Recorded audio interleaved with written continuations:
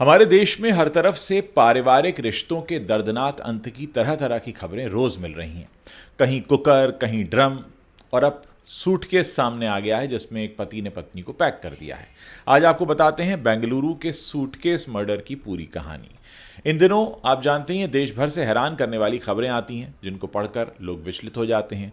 कहीं ड्रम में पति को टुकड़े टुकड़े करके रख दिया जाता है तो कहीं इन टुकड़ों को कुकर में उबाल दिया जाता है। कहीं कॉफ़ी में जहर मिला दिया जाता है तो कहीं बेरहमी से हत्या कर दी जाती है। इन सारी खबरों से लोग चिंतित तो हैं ही। इसी बीच एक और खबर आई है बेंगलुरु शहर से, जहां एक हैवान पति ने अपनी पत्नी को मार डाला और उसके टुकड़े टुकड़े करके सूटकेस में पैक कर दिया। बीते 2 सालों से टुकड़े टुकड़े मर्डर का ट्रेंड बहुत ज़्यादा बढ़ा है। आप अगर नज़र डालें तो कोई भी ऐसा महीना शायद नहीं जाता साल भर में जिसमें कोई पति ने पत्नी या फिर पत्नी ने पति की हत्या ना की हो। ये सिर्फ खबरें नहीं हैं बल्कि आज के समाज का वो गहरा सच है जिसे लोग धीरे धीरे अब स्वीकारते जा रहे हैं। लेकिन क्या आपने सोचा है कि ये आंकड़े किस तरफ जा रहे हैं? भारत जैसे एक बड़े देश में मौत के आंकड़े और अपराधों के आंकड़े के लिए एनसीआरबी है, जिसे हम नेशनल क्राइम रिकॉर्ड ब्यूरो कहते हैं। लेकिन इसके आंकड़ों में ये तय नहीं होता कि हत्या किस तरह से की गई है, लेकिन कई अलग अलग एजेंसीज हैं जो अलग अलग सर्वे करते हैं। तो एनसीआरबी का जो आंकड़ा है वो 2023 के बाद तो नहीं आया है, लेकिन अलग अलग आंकड़े जो कहते हैं उसमें कहा जा रहा है कि बीते 1 साल में 28,000 हत्याएं सिर्फ ऐसे हुई जिसमें वजह जो थी वो पारिवारिक हिंसा थी, यानी कि पति पत्नी के बीच का झगड़ा या एक्स्ट्रा मैरिटल अफेयर। इस पर सिर्फ इस वजह से 28,000 लोगों का कत्ल किया गया है। ये तो खैर आंकड़ों की बात हुई, लेकिन हम बेंगलुरु की कहानी पर आते हैं जहां पर एक पति ने अपनी पत्नी की हत्या करके उसके टुकड़े कर दिए और फिर उसे सूटकेस में बंद कर दिया। कर्नाटका के बेंगलुरु में ये जो दिल दहला देने वाला मामला है ये आया है, और इसमें यहाँ 36 साल के एक शख्स ने अपनी 32 साल की पत्नी की हत्या कर दी। फिर उसने उसकी लाश को एक सूटकेस में पैक किया और घर में ही छोड़कर भाग गया।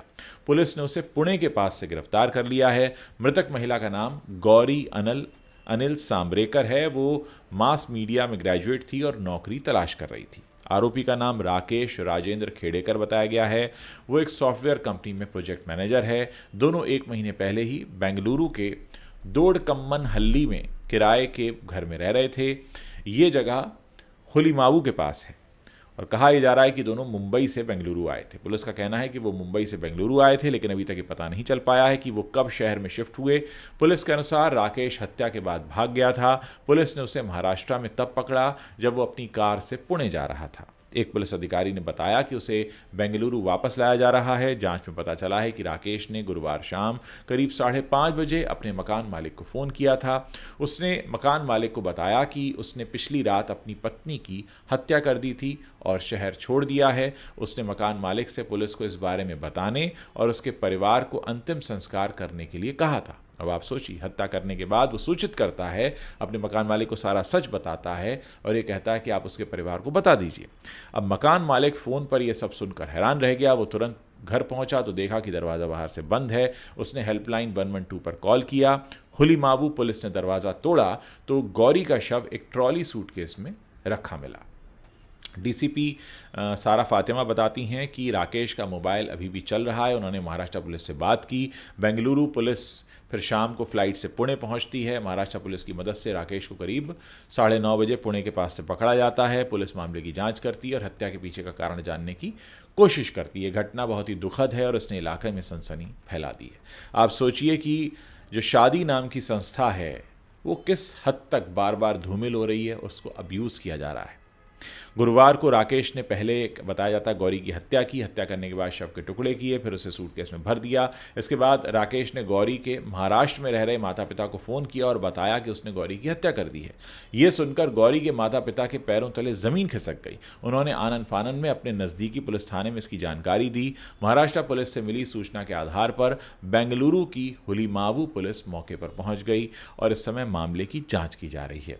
पुलिस को देखकर राकेश की क्रूरता की खबर उसके पड़ोसियों को भी लगी। पुलिस घटना की जांच पड़ताल में जुटी हुई है और सूटकेस से शव को लेकर पोस्टमार्टम के लिए भेज दिया गया। हालांकि पुलिस ने राकेश को अभी तक गिरफ्तार किया या नहीं, इसकी पक्की जानकारी नहीं आई है, लेकिन पुलिस वहां पहुंच चुकी है जहां पर राकेश मौजूद है।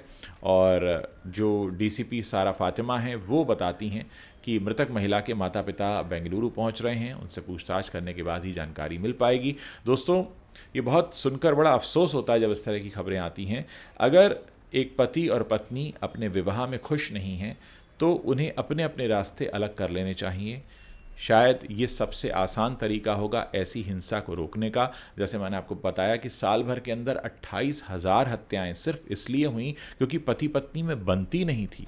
आप सोचिए कि दोनों के पास आसान रास्ता होता है उस शादी को छोड़कर बाहर जाने का, लेकिन उसे अपनाने की जगह एक दूसरे पर हिंसक हो जाना, एक दूसरे पर हिंसा पूर्वक प्रहार करना। ये सोचिए कि हमारा समाज किस तरफ जा रहा है। उम्मीद है इस तरीके के वीडियोस देखकर लोगों को कम से कम इतनी अक्ल तो आएगी कि आप अगर किसी वजह से अपनी शादी में विवाह में खुश नहीं हैं तो अपना रास्ता अलग कर लीजिए, क्योंकि इस तरह की घटनाएं बड़ी तेज़ी से बढ़ रही हैं। बात सिर्फ मर्दों की नहीं है, महिलाओं की नहीं है, बात यहाँ पर शादी जैसी संस्था की है जिसके अब अस्तित्व पर एक तरह से प्रश्न चिन्ह लगता जा रहा है।